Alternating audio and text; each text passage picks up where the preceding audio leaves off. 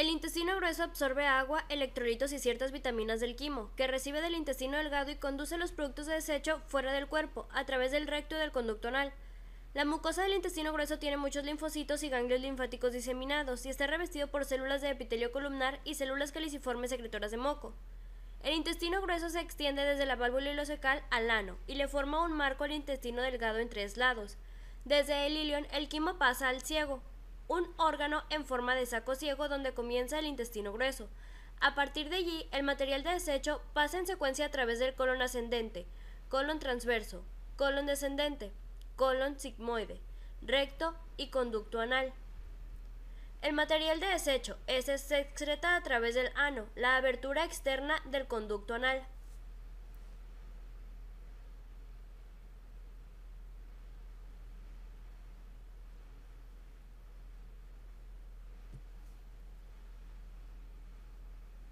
El intestino grueso tiene una escasa o nula función digestiva, pero absorbe agua y electrolitos desde el quimo remanente, así como numerosas vitaminas del complejo B y vitamina K.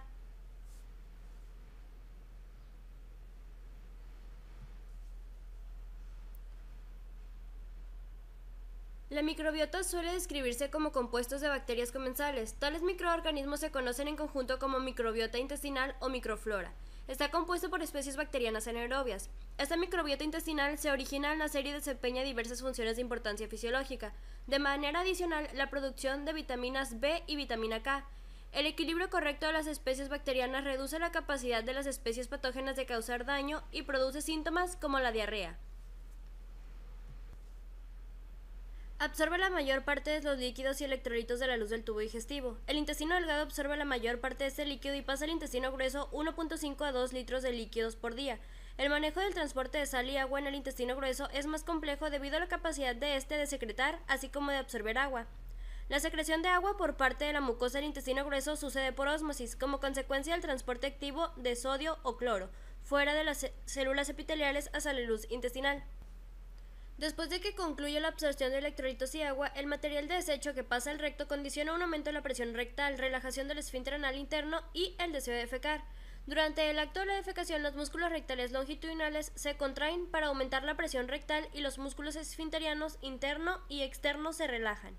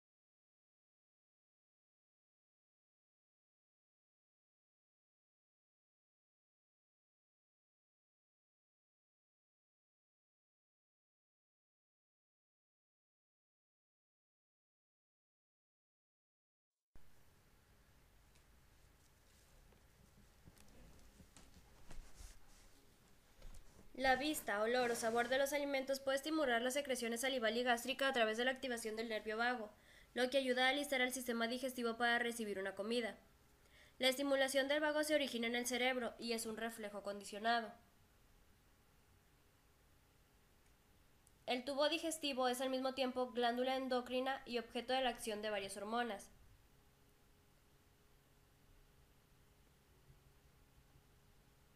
En 1902, dos fisiólogos ingleses, Sir William Bales y Ernst Sterling, descubrieron que el duodeno producía un regulador químico al que denominaron secretina.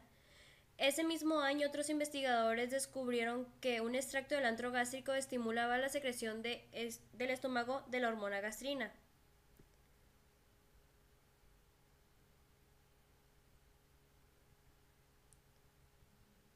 La motilidad y la secreción gástrica son en alguna medida automáticas. Las ondas contráctiles que sirven para impulsar el quimo a través del esfínter pilórico, por ejemplo, se inician de manera espontánea en células marcapasos de la curvatura mayor del estómago. Asimismo, la secreción de ácido clorhídrico por parte de las células parietales y de pepsinógeno por las células principales puede estimularse en ausencia de influencias neurales y hormonales, por la presencia de proteínas cocidas o parcialmente digeridas en el estómago. Los efectos de estos nervios autónomos y hormonas superponen los de esta actividad automática. Por conveniencia, este control extrínseco de la función gástrica se divide en tres fases: fase cefálica, fase gástrica y fase intestinal. La fase cefálica de la regulación gástrica se refiere al control cerebral por medio del nervio vago. El solo hablar de alimentos apetitosos es algunas veces un estímulo más potente para la secreción de ácido gástrico que la vista y olor reales de los alimentos. La activación del nervio vago estimula a las células principales para que secreten pepsinógeno. Los neurotransmisores liberados por el vago también estimulan la secreción de ácido clorhídrico por las células parietales. Esta estimulación neural de la secreción de ácido clorhídrico puede ser en parte directa a través de la unión de la acetilcolina a los receptores muscarínicos de la membrana de la célula parietal. Sin embargo, el mecanismo principal de la estimulación neural es indirecto a través de la estimulación de la secreción de histamina por las células heterocromafines. La histamina, secretada por las células heterocromafines, estimula entonces a las células parietales para que secreten ácido clorhídrico. La fase cefálica continúa durante los primeros 30 minutos de una comida, pero de manera gradual declina en importancia a medida que la fase siguiente se vuelve predominante.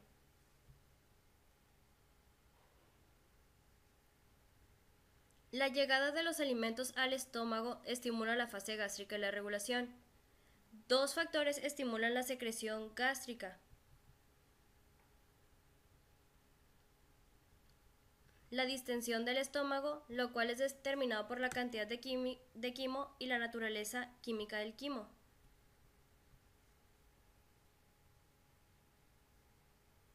La digestión parcial de las proteínas en polipéptidos más cortos y aminoácidos estimula a las células principales para que secreten pepsinógeno y a las células G para que secreten gastrina. La gastrina estimula la secreción de pepsinógeno por las células principales y ácido clorhídrico por células parietales, pero el efecto en estas últimas es sobre todo indirecto. La gastrina estimula la secreción de histamina por las células heterocromafines y la histamina entonces estimula la secreción de ácido clorhídrico por las células parietales. Por tanto, se desarrolla un mecanismo de retroacción positiva. A medida que se secretan más ácido clorhídrico y pepsinógeno, se liberan más polipéptidos cortos y aminoácidos desde las proteínas ingeridas. Ello estimula la secreción adicional de gastrina y en consecuencia la secreción adicional de ácido clorhídrico y pepsinógeno. Un mecanismo de retroacción negativo también estimula la secreción de ácido clorhídrico durante la fase gástrica. Conforme el pH del jugo gástrico se reduce, también lo hace la secreción de gastrina. A un pH de 2.5, la secreción de gastrina se reduce y a un pH de 1, la secreción de gastrina cesa. Por tanto, la secreción de ácido clorhídrico declina de acuerdo con ello. Este efecto puede ser mediado por la hormona somatostatina, secretada por las células de la mucosa gástrica. A medida que el pH del jugo gástrico disminuye, las células D reciben estímulos para la secreción de somatostatina, la cual actúa como un regulador parácrino que inhibe la secreción de gastrina desde las células G.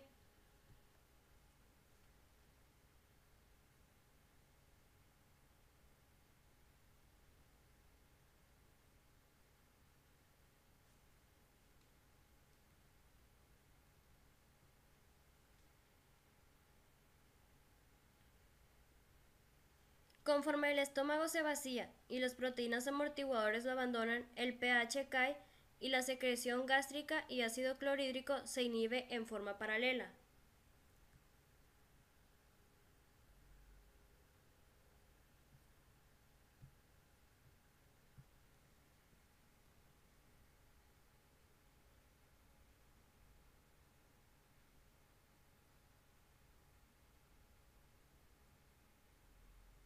La fase intestinal de la regulación gástrica hace referencia a la inhibición de la actividad gástrica cuando el quimo entra en el intestino delgado. Esta fase intestinal inhibitoria de la regulación gástrica se debe a un reflejo neural que se origina en el duodeno y a un estímulo químico de naturaleza hormonal que también se secreta en el duodeno. La llegada del quimo al duodeno incrementa su osmolaridad. Este estímulo, junto con el de la distensión duodenal y quizás otros estímulos, activan neuronas sensitivas del nervio vago y producen un reflejo neural que inhibe la motilidad y secreción gástricas. El término general para tal efecto hormonal inhibitorio es enterogastrona. Se ha demostrado que numerosas hormonas secretadas por el intestino delgado producen el efecto enterogastrona, como el péptido insulinotrópico dependiente de la glucosa, secretado por el duodeno.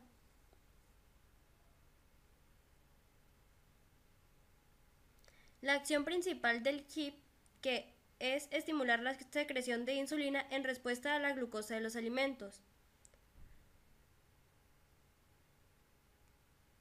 Otras hormonas polipeptídicas secretadas por el intestino delgado que presentan un efecto enterogastrona incluyen a la somatostatina producida por el estómago y el intestino, la colecistoquinina secretada por el duodeno en respuesta a la presencia de quimo y péptido 1 parecido al glucagón, secretado por el ilion. Las neuronas y las células gliales del sistema nervioso entérico están organizadas en ganglios que se interconectan por intermedio de dos plexos. El más externo de ambos, el plexo mientérico de Auerbach, se dispone a lo largo de toda la extensión del tubo digestivo. El más interno, el plexo submucoso de Meissner, se localiza solo en los intestinos delgado y grueso.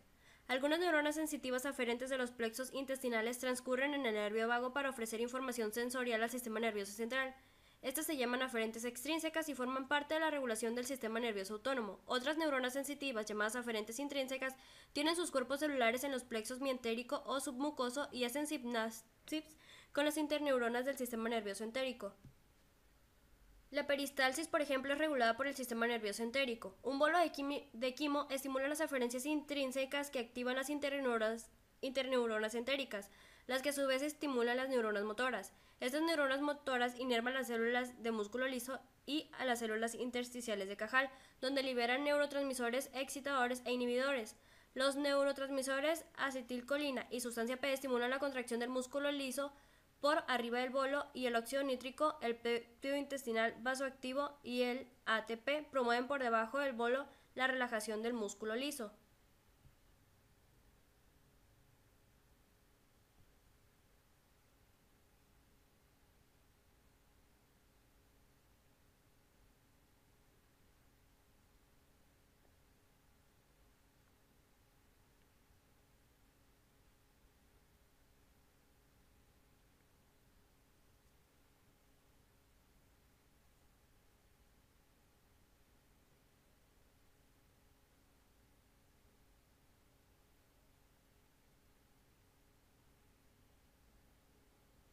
Existe evidencia de que las células tipo enterocromafines de la mucosa intestinal secretan serotonina o 5-hidroxitriptamina en respuesta a los estímulos presores y químicos diversos. A continuación, la serotonina estimula las aferencias intrínsecas, las cuales conducen impulsos hacia los plexos submucoso y mientérico, donde activan neuronas motoras. Las neuronas motoras que terminan en la muscular pueden estimular contracciones. Las que terminan en las criptas intestinales pueden estimular la secreción de sal y agua a la luz. También se ha podido ver que las células enterocromafines producen otro regulador parácrino, la motilina, el cual estimula la contracción en el duodeno y en el antro del estómago.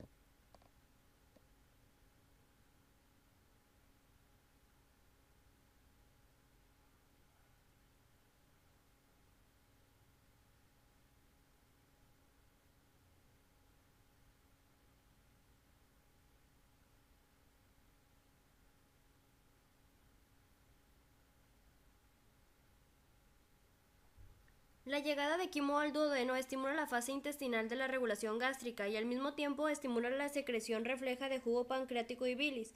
Por tanto, la entrada de más quimo se retarda hasta que la carga previa se digiere.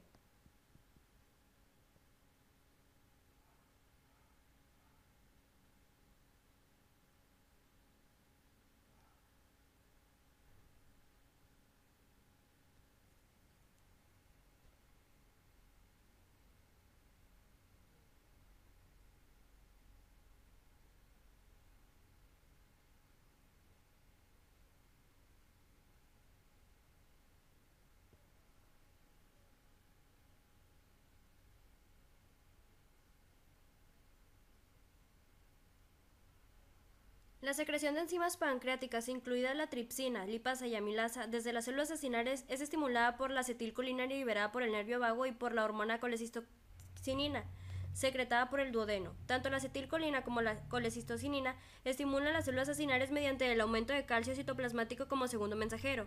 La secretina, otra hormona duodenal, puede potenciar los efectos de la acetilcolina y la colecistocinina en las células acinares a través de la acción de la AMP cíclico como segundo mensajero. El duodeno secreta colecistocinina en respuesta a las proteínas y grasas contenidas en el quimo, y las enzimas del jugo pancreático liberadas en respuesta a la colecistocinina ayudan a digerir esas moléculas. Las proteínas y grasas parcialmente digeridas son los estimulantes más potentes de la secreción de colecistocinina, secreción que continúa hasta que el quimo transporte al duodeno y la región inicial del yeyuno. En contraste, el duodeno libera la hormona secretina en respuesta a la caída del pH duodenal por abajo de 4.5. Este pH bajo dura por un periodo corto debido a que la secretina estimula la producción de bicarbonato y su secreción en el jugo pancreático. Como el bicarbonato del jugo pancreático neutraliza el quimo ácido del duodeno, el jugo pancreático alcalino eleva con rapidez este pH bajo. Esto ayuda a proteger la mucosa del duodeno y proporciona el pH ambiental para la actividad óptima de las enzimas digestivas del jugo pancreático.